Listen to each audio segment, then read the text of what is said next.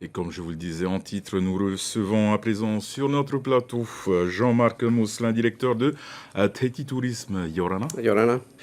Alors le salon du tourisme a ouvert ses portes ce vendredi 4 février. Les clients attendaient cela avec impatience. C'est clair, 2 ans d'interruption, trois annulations. Et même si nous avons organisé des salons virtuels, entre-temps rien ne vaut un salon du tourisme où vous pouvez échanger avec les propriétaires des pensions, des activités qui défendent leur activité, leurs prestations avec amour évidemment.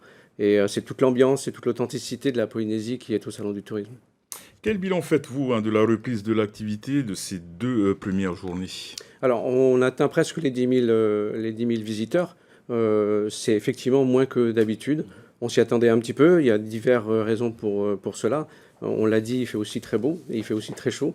Mais le point positif, c'est que, comme l'a indiqué votre reportage, nous avons de plus en plus de locaux. Alors, je rappelle que c'est un salon qui est destiné aux résidents essentiellement, hein. Mais donc pas mal de Polynésiens donc maintenant y vont et c'est la démonstration quelque part que ces 2 dernières années les résidents au sens large se sont intéressés beaucoup plus au tourisme domestique et vont dans des endroits, dans des îles qui sont plus éloignées que d'habitude, et des dispositifs comme le coupon vacances TTTIA a contribué énormément à cela. La situation sanitaire s'est stabilisée aujourd'hui, mais le Covid est toujours là.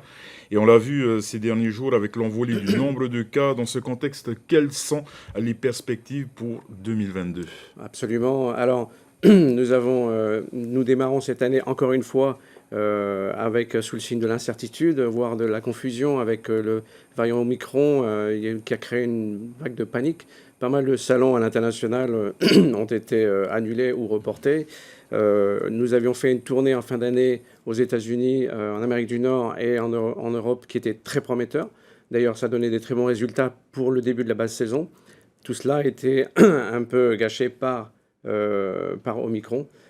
Mais il faut regarder le côté positif, puisque ce vent de panique semble s'assouplir un petit peu. De nombreux pays commencent à assouplir leurs mesures. Et si on regarde des indicateurs qui sont extrêmement importants, tels que la vente de nombre de billets sur la Polynésie, on reste à 47% plus élevé pour les 6 prochains mois par rapport à l'année dernière, et seulement 24% de moins par rapport à une année normale, entre guillemets, de 2019. Donc des perspectives qui sont plutôt optimistes pour le premier semestre. Les croisières ont reprise, les croisières interpacifiques ont reprise, et si les liaisons aériennes Asie-Pacifique reprennent au cours du deuxième semestre, on espère bien que 2022 sera l'année de la reprise. Une belle année en perspective. L'arrivée d'un pass sanitaire a-t-il effectivement permis de rassurer les marchés émetteurs? De toute évidence, oui, c'est une tendance mondiale. On a donc mis en place également une plateforme qui s'appelle Safety Ambassador, auquel tous les prestataires touristiques peuvent s'enregistrer pour simplement garantir à ceux qui vendent la Polynésie et aux consommateurs qui vérifient sur notre site web qu'ils respectent les gestes barrières, que leur personnel est vacciné et qu'ils respectent la législation tout simplement. Dernière question, Monsieur Tahiti Tourisme a organisé mardi dernier sa conférence annuelle. Quelles sont les conclusions de ce rendez-vous?